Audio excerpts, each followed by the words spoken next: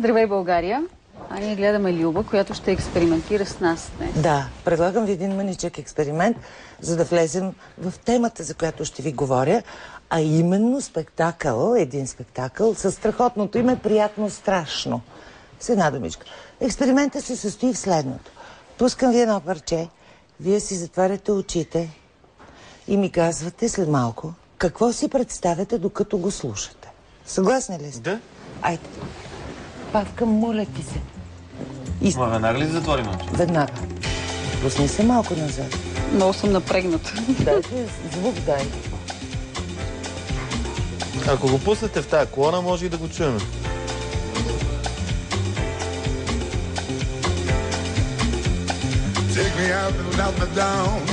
Експеримента няма да стане. Трябва да усилите звука в студиото.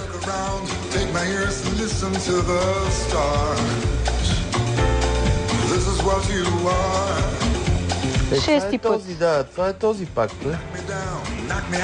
Любимецът. Жени, може ли да усилите звука в студиото, ако обичате?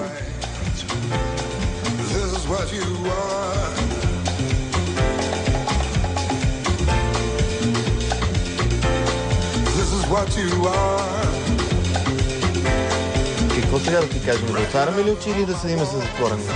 Исках да, ако беше се чуло, разбира се, хубаво звука, чу се, горе, пак ще си въобразим. Аз няма да мога да ти отговоря. Какво си представяш, докато слушаш този готин саунд? Но саунд няма. И все пак нещо не си ли представи? Хубаво, Нещо се представи. градско. Не, защото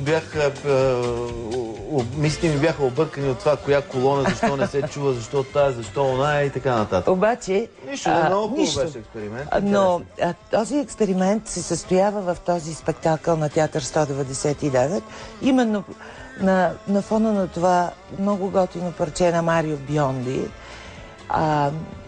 което се казва "Това, което си ти". И героите от време на време прекъсват действието и под звуците на това прекрасно парче си казват какво си представят в момента, докато го слушат, в опит да разпознаят себе си.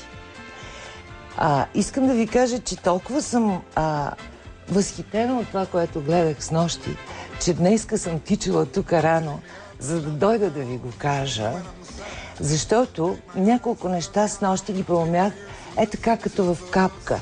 Първо, че малцинството, когато има идеи, когато има визия, когато има поглед и проект за нещата, винаги води след себе си мнозинството. Мнозинствата, тълпата, хората.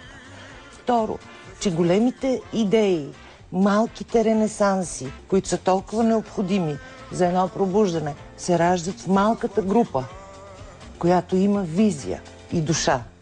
И тогава това става част от общия живот. И че театърът, както казва режисьорът на този спектакъл, прекрасният режисьор Галин Стоев, е място за експериментиране на опасни идеи.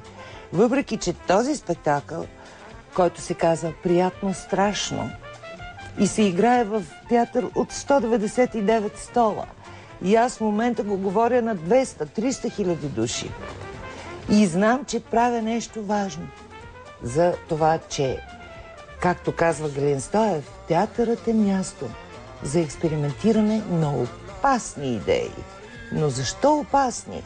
Защото, казва той, театърът е място, в което се акумулира обществена енергия, ако той се прави както трябва, с ум, с сърце и с талант. А там, където се акумулира обществена енергия, има идея за това как една общност да продължи да живее, как да преодолява своите засядания в блатото, в тресавището и в безпътицата, нещо, което сега ние преживяваме. Този текст, "Приятно страшно", е третият текст на една изключителна млада българска авторка, която се казва Яна Борисова. По-рано беше известна като Яна Добрева. Като се омъжи, стана Яна Борисова. И стана неизвестна. Просто Яна. Няма никакво значение.